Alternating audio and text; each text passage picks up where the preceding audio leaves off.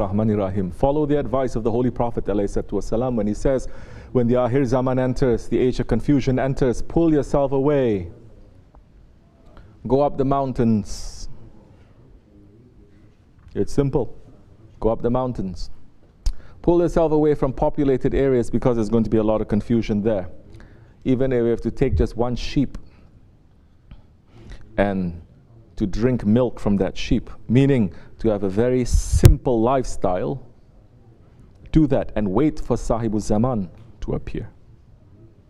Don't try to change things. Don't run around trying to do things, because more you're trying to do, more confusion there's going to be. They're going to let you to succeed 1 year, 2 years. Then after that third year, more confusion is going to happen to you.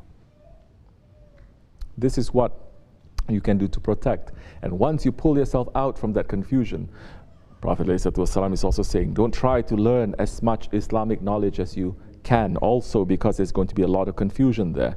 Because there's going to be so many scholars, they look like sheep, but they're actually wolves inside.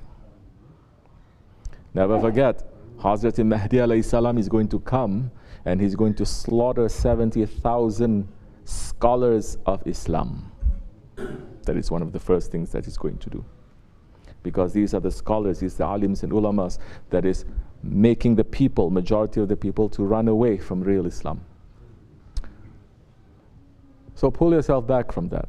Small knowledge that you have, be sincere. Be a good, humble one. Step in your ego, remember Allah, live a simple lifestyle. You get the taste of life and you get the taste of hereafter. Shaykh Maulana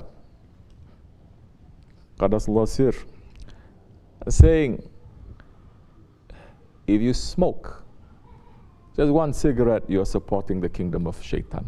You're supporting the kingdom of Dajjal. Look to see what is forbidden. Look to see what is halal. Whatever thing that you're doing that is forbidden, it is supporting the kingdom of Dajjal. Look deeper in there. It is halal, but look deeper. Try to understand. Although it is halal, what is this whole industry? It is halal to wear clothes, correct? Who can say it is haram to wear clothes? It is halal to wear shoes. Now let me tell you a little bit of something. We don't like to open these things too much to people because they may get turned off or they may not believe, or it's going to be very hard on them. But you don't have to be a Muslim, you don't have to be a believer, you don't have to be a saint to know that so many of the products that we are using, especially in the West, it is made not only by child labor, but by people who are not given their rights properly to produce these things that we are using, that we're paying hundreds and thousands of dollars sometimes, but they are getting just a few cents. Slavery, there is more slavery in this world right now than ever there was before. What Islam is doing, Islam puts a law into slavery. Islam puts a law into war, that more that you are doing it and you have to correctly hold on to that law and to enforce it, more you're doing it, more you're going to realize that it is something that is not so easy to do, and more you are going to stop that action. Do you understand?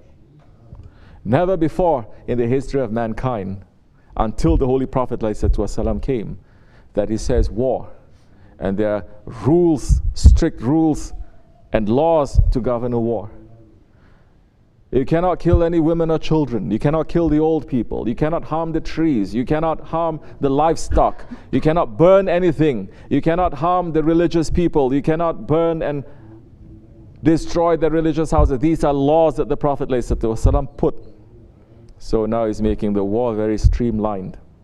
And this war is now going to be for the sake of Allah. It is not something that they're saying because you are the victors, then you can do anything that you want to the land. Slavery. There are so many laws to the rules of slavery that it makes it more and more and more difficult for people now to follow that properly, and it is better to free them.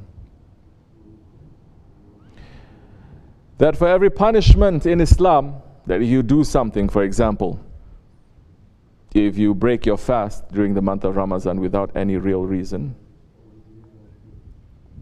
and you have to pay back.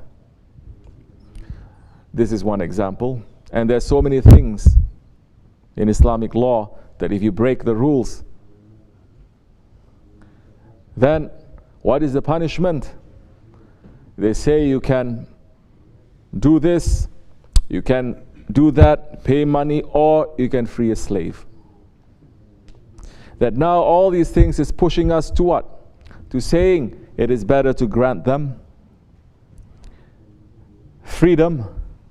But even in owning a slave, there are so many specific guidelines to that never before the world has seen this kind of religious and ethics. Where you're going to find, in which religious book you're going to find what we already have in Islam, that the Prophet says, my slave, he eats what I eat, he wears what I wear, he sleeps as I sleep. Where are you going to find it? So, protect yourself also from this Dajjalic system. Surround yourself in a good Jamaat. Because Islam, it is to be in a Jami. Not just Jami as a masjid, but to be in the Jamaat with people who are going to be in an association. That time you can practice it. This is Akhir Zaman. We have to understand how to conduct ourselves in the Akhir Zaman.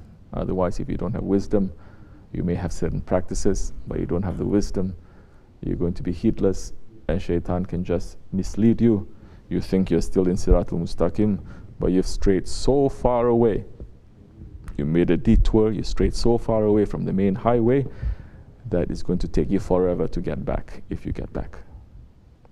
وَمِنَ اللَّهُ تَوْفِيقًا.